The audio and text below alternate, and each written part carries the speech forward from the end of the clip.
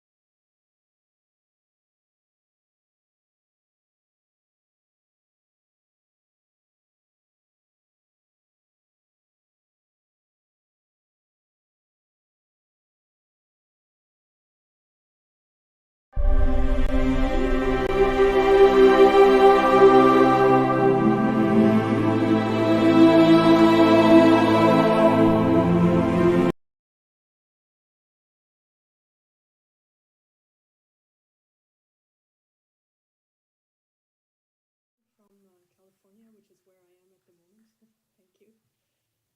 And I would like to thank Bharatiya University for inviting me to participate in this wonderful event. It's a great privilege for me, and I get to talk about one of the subjects about which I feel most passionately, which is education and quality education in particular.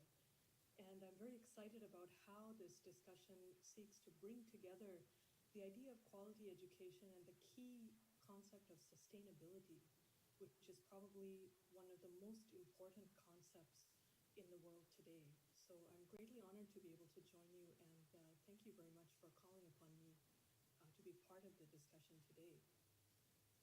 So since I'm here in a slightly unusual capacity, not only as a scholar with a considerable experience of teaching, as I'll share with you in a moment, but also as a great-granddaughter of the illustrious Indian for whom this institution is named, Mahakavi Bharatiyar, I thought that it's only appropriate to speak to you for a few minutes first and foremost about Bharatiyar himself and his attitude towards education. So is it all right for me to just switch over to some slides to show you a few pictures? Yeah, okay. Let me do that then. Okay. Visible here. Okay, excellent. So I thought I'll start out by saying a few words about Bharatiyar and education. And for the Mahakavi, education was an extremely important, fundamental part of his life and thinking. There can be no doubt about that. And he experienced some formal education in the context of the colonial schooling of the time, the English education of the time. And he later said that not only had that not been helpful to him, but actually it had been detrimental to his development in many ways. Most notably because of its irrelevance to his life and concerns, and then of course the colonial mentality with which such education was delivered in his experience. But Bharatiyar put a huge amount of importance on educating himself, which he did admirably through his amazingly wide reading across a number of languages, including, of course, not only Tamil, Sanskrit, Hindi, but European languages as well, and English. And it's interesting that through his reading of English writers, he gained a lot and developed an admiration for English poets, notably as is famously the case in regard to the Romantic poet Shelley, who shared, or with whom he shared, a lot of common ideals and motivations. After the Mahakavi's death, his legacy passed into the hands of his family, a family of women. It is a matter of pride to me to note that. And here's a photograph of some of the members of his descendants, including in the center position there, Chellama Bharati, his wife. And Chellama was extremely passionate about education, which is all the more poignant, I think, considering the social context in which she lived and her own limited access to education. But her education happened through her husband, who saw her as a life partner and also as a partner in his poetical and creative undertakings. He called her the leader of his poetry. The Kavidai Talaivi is the term with which he referred to his wife. When Chellama herself was in her final days, she moved back to Karem, her ancestral village, and to her home there, where a bed was set up for her in the living room area of the house so that she could continue